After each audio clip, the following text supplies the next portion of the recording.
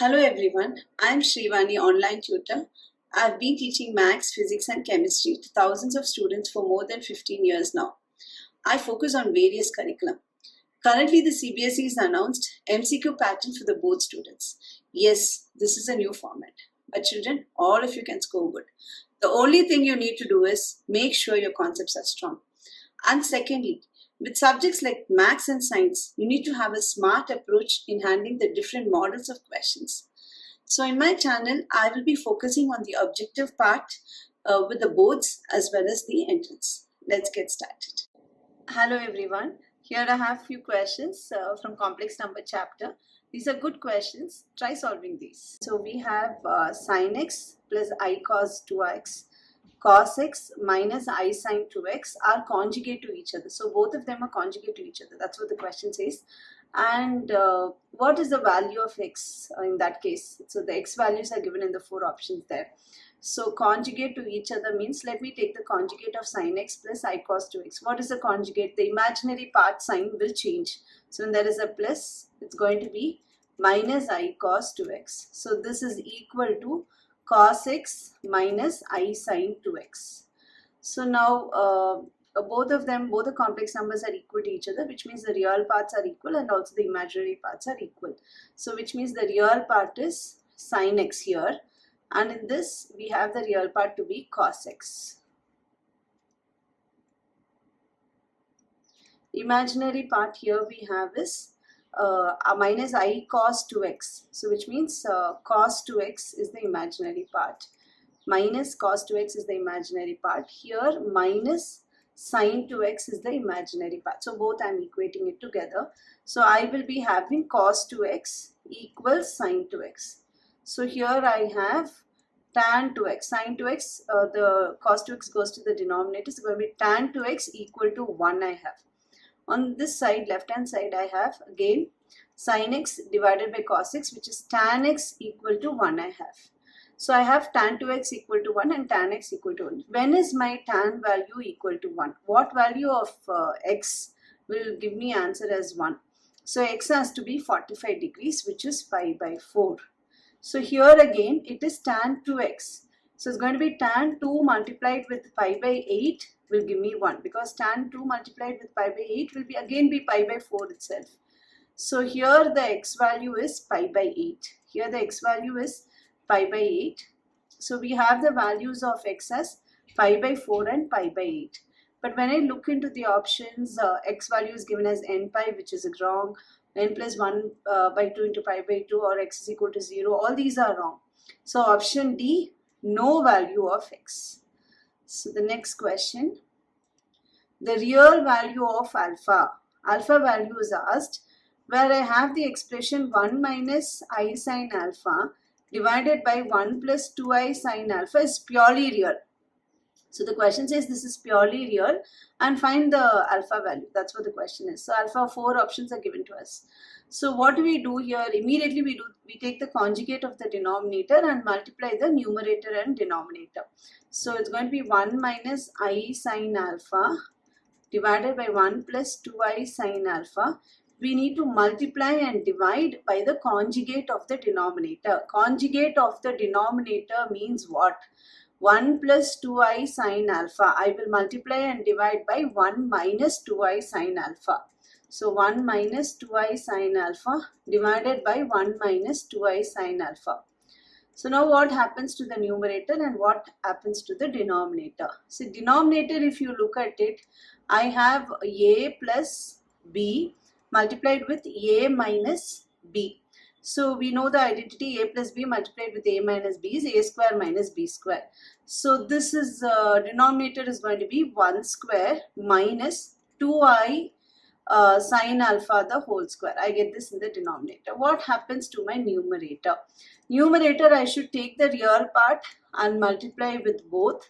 Then again I should take the imaginary part minus I sin alpha and again multiply with the real and imaginary. Okay, so if I take 1 and multiply with 1, I get 1. Then 1 multiplied with minus 2I sin alpha will be minus 2I sin alpha. Now I will take the imaginary part and do the multiplication. minus I sine alpha into 1. What is minus I sine alpha into 1? It's going to be minus I sine alpha. I have to do minus I sine alpha into multiplied with minus 2I sine alpha. So that's going to be minus of minus will be plus 2I square sine alpha. Sine square alpha. I square sine square alpha I have.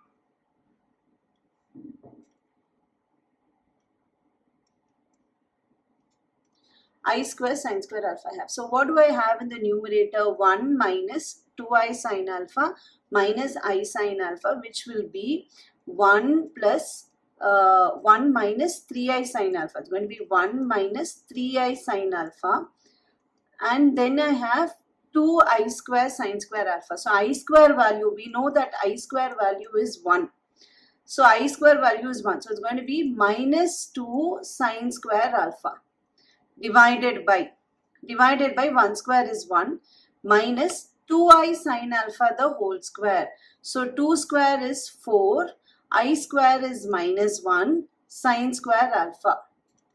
I have this in the denominator. So now when I go back to the question says the value of alpha when it is purely real. Purely real means what, children? Purely real means the imaginary part becomes 0 in that case. Where is the imaginary part? Imaginary part is the term with the I. So it's going to be this. This is my imaginary part along with the denominator. So it's going to be minus 3I minus 3 sine alpha. So this is my imaginary part divided by 1 plus 4 sine square alpha. So this is the imaginary part. 1 minus 3I sine alpha. I have here 1 minus 3I sine alpha minus 2 sine square alpha. So 1 minus 2 sine square alpha divided by 1 plus 4 sine square alpha will be the real part. Minus 3I sine alpha divided by 1 plus 4 sine square alpha will be the imaginary part. So the question says it is purely real, which means that purely real means the imaginary part is going to be 0. So I am just equating this to 0. So what do I get here now? Minus 3 sine alpha equal to, this denominator will go to the other side, cross multiply, 0 into anything will be 0 itself. So question is asking for alpha. So what value of alpha? So I have here definitely minus 3 is not equal to 0. So only sine alpha is equal to 0 I have. When is my sine value giving me 0? When is my sine value giving me 0? So when I draw the sine graph, what do I get? So this is my sine graph. It goes like this. Sine value is 0. Integral, you have your, this is your 0, this is your pi, this is your 2 pi, it's your minus pi, minus 2 pi. Integral multiples of pi. Integral multiples of pi, like 1 pi, 2 pi, here minus pi, minus 2 pi, minus 3 pi. In all these cases, you have the value of sine to be 0. So here, so the answer is going to be n pi. N pi is the correct answer. So when alpha equals n pi, only then you will be getting your purely real. You will be getting your alpha to be 0, sine alpha to be 0, and it becomes purely real. So the next question. If z is x plus iy, z is x plus iy, it lies in the third quadrant, then z bar minus z also lies in the third quadrant. If the condition is there, if. So what is z bar? The conjugate of z is going to be x minus iy. It's going to be x minus i5. So we have z bar minus z. So z bar minus z will be x minus iy divided by x plus iy. So immediately what should I do? I will take the conjugate of the denominator and multiply the numerator and the denominator with the conjugate of the denominator. So going to be x minus iy multiplied and divided. So I have now x minus iy the whole square divided by x square minus I square y square. So it is we have a plus b into a minus b in the denominator, which will be a square minus b square. It's going to be x square minus I square y square in the denominator. So now, so the what happens to the numerator? Numerator, if I have the a minus b the whole square identity, if I use here, I will be getting x square plus I square y square minus 2i xy divided by x square minus I square y square I have here. X square minus I square. I square value is minus 1. So we know the I square value is minus 1. So minus multiplied with minus 1. So it becomes x square plus y square in the denominator. So numerator will be x square. I square value is minus 1. So it's going to be x square minus y square minus 2i xy divided by x square plus y square. Question says it lies in the third quadrant. So when you have real part in the along the horizontal axis and the imaginary part along the vertical axis, third quadrant means what will be the real part and the imaginary part. See, it is first quadrant here, second quadrant. So we know the positive values will be towards the right like this, and also on the top. Negative values will be towards the left and also down. You have the negative values. So third quadrant is here. So in the third quadrant, both real and imaginary part. So when you look at it, in the third quadrant, both real and imaginary part, both are negative. So both are negative. Okay, so what is my real part here?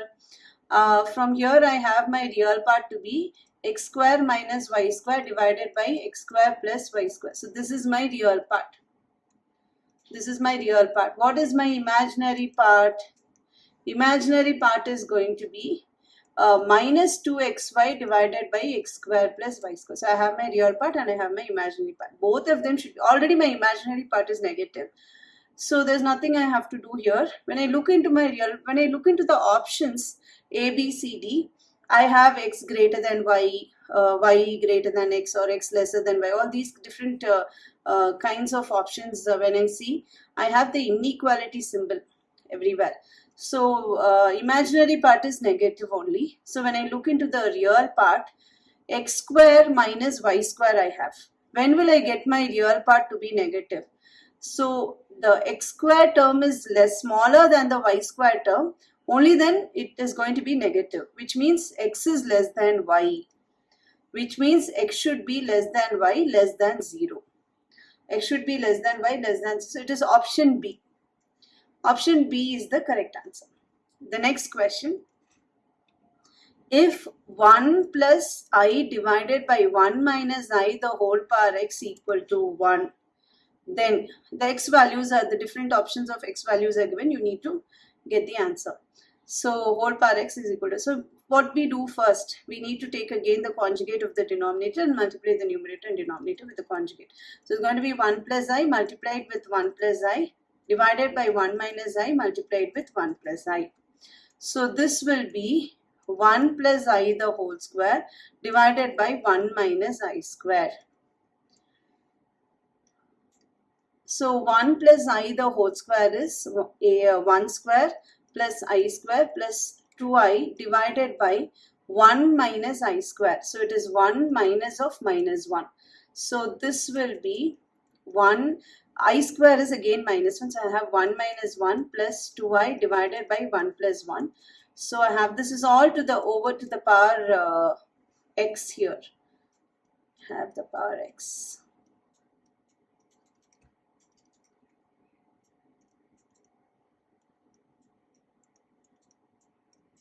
I have it like this.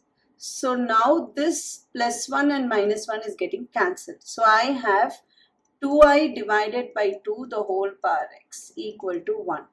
So again 2 will get cancelled. So I have I power x equal to 1. So when I simplify this, I am getting I power x equal to 1.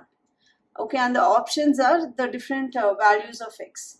When will I get I power x? When will it be equal to 1? We know I square is minus 1. But what is I square into I square? which is I power 4. I power 4 is going to be minus 1 multiplied by minus 1, which is a plus 1. So I power x is equal to 1 when x is having the multiples of 4. When x is having the multiples of 4.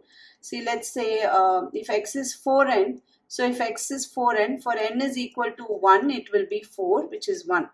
For n is equal to 2, it's going to be I power 8. It's going to be I power 8. For n is equal to 2, it's going to be I power 8, which is also I power 4 multiplied by I power 4, which is 1 into 1. So it is again 1. So multiples of 4 will be my x value to give the answer of I power x to be equal to 1. So option B, x should be equal to 4n. It should be equal to 4n. So the next question, the real value of theta for which the expression 1 plus I cos theta divided by 1 minus 2I cos theta is real number. So what is the value of theta which will give a real, the expression becomes a real number. So that's what the question is. So immediately we need to take the conjugate and multiply the numerator and the denominator. So 1 plus 2I cos theta multiplied and divided with 1 plus 2I cos theta. So denominator I have 1 minus 2I cos theta multiplied with 1 plus 2I cos theta, which is going to be a square minus b square. Numerator will be 1 plus, numerator I have to multiply all the terms. So first 1 is multiplied with the real part here and also with the imaginary part. So what do I get? I get 1 plus 2I cos theta.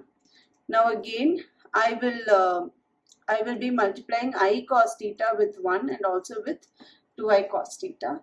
So I will be getting I cos theta multiplied with 1 will be I cos theta itself. I cos theta multiplied with 2I cos theta will be 2I square cos theta, cos square theta. So I have it like this.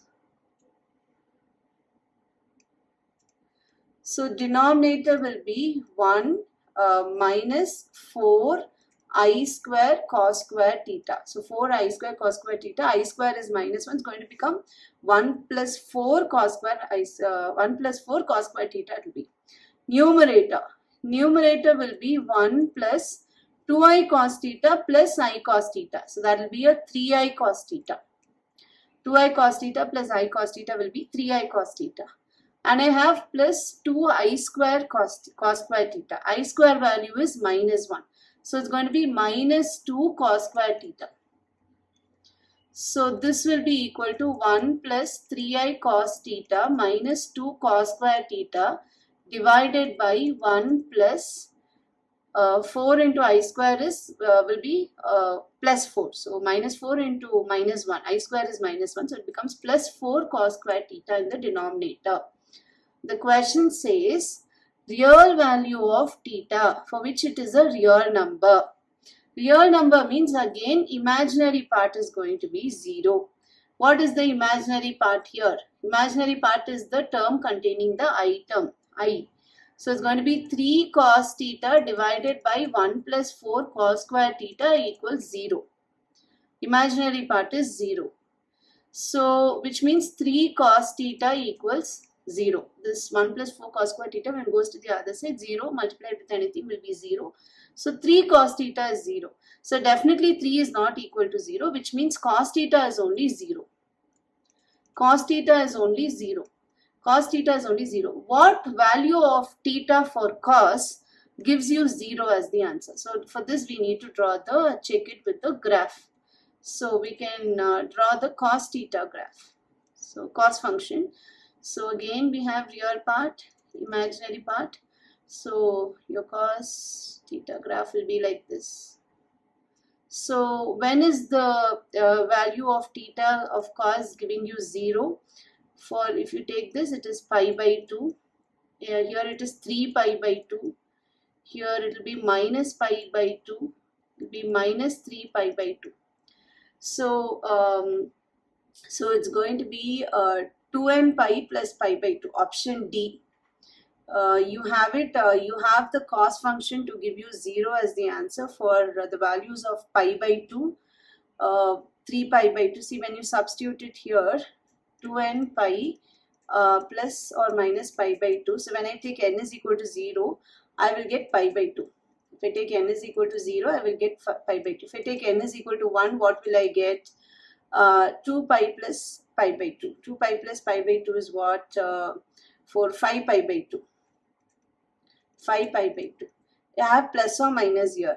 If it is 4 pi, if I take n is equal to 1, it is, when I take LCM with minus in the middle, I will have 4 pi minus pi by 2, which will be 3 pi by 2. So I will have 3 pi by 2, I will have 5 pi by 2. So all these options I get, whatever I get the cost function to be 0, I am getting it here. Which means the correct option is for theta is 2n pi plus or minus pi by 2. 2n pi plus or minus pi by 2. Option D is the correct answer. Yes, students, so that's all for today. If you like my video, you could watch more in my channel.